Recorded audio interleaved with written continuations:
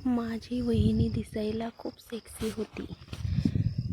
ती अंघोळ करत होती आणि तिचं उघडं अंग बघून मला कसं तरी होत होतं. वहिनी दिसायला खूप सुंदर आणि सेक्सी आणि हॉट होती. तिचं ते अंगावर एकही कपडा नव्हता. फिगर बघून मला कसं तरीच व्हायला लागलं होतं. तिला तसं बघून मी डायरेक्ट बाथरूममध्ये गेलो आणि तिला मिठी मारली. भाऊजी, काय करत आहेत तुम्ही? मी वहिनीकडे बघत राहिलो आणि वहिनी मला म्हणत होती, मी वहिनी आहे तुमची, याचं तरी जरा भान ठेवा. वहिनी आहे तर काय झालं, माझं तुझ्यावर खूप प्रेम आहे. मी तिला मिठी मारून आणि बोलत होतो. तिच्या अंगावर हात फिरत होतो.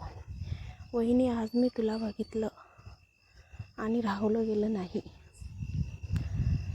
नमस्कार मित्रांनो, माझं नाव अंकित आहे. मी मुंबईला राहतो, म्हणजेच आम्ही प्रॉपर मुंबईचेच आहोत.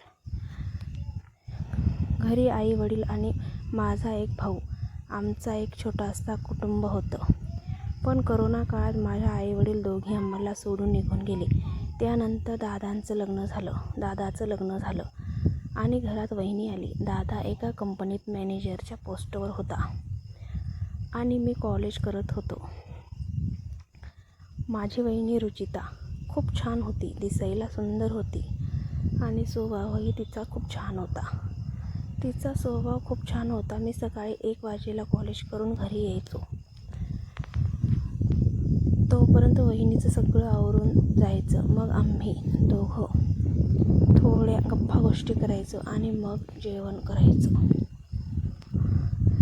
पण आज मी कॉलेजवरून येताना घरात पूर्ण शांतता होती. मी इकडे तिकडे डोकावून बघितलं. वहिनीचा कुठेच पत्ता नव्हता. मी वहिनीला आवाज दिला, पण वहिनीचा आवाज एकही नव्हता. वहिनी कुठे आहे? आवाज नाही. मग थोड्या वेळात मला बाथरूममध्ये नळाचा आवाज आला आणि मी बाथरूमकडे गेलो. पाहिलं तर काय, वहिनी अंघोळ करत होती. बाथरूमचा दरवाजा थोडा पुढे केला आणि फटीतनं वहिनीला बघितलं.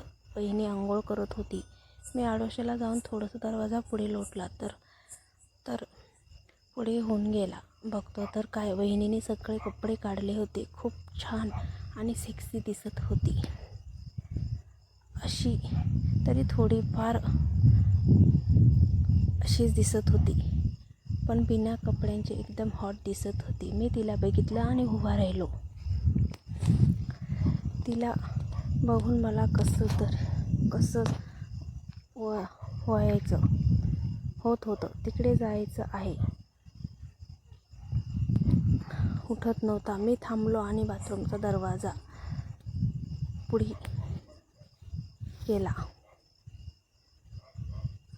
मी वहिनीकडे गेलो आणि बाथरूमचा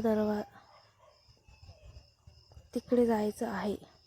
मी थांबलो आणि बाथरूमचा दरवाजा लोटला आणि डायरेक्ट जाऊन वहिनीला मिठी मारली.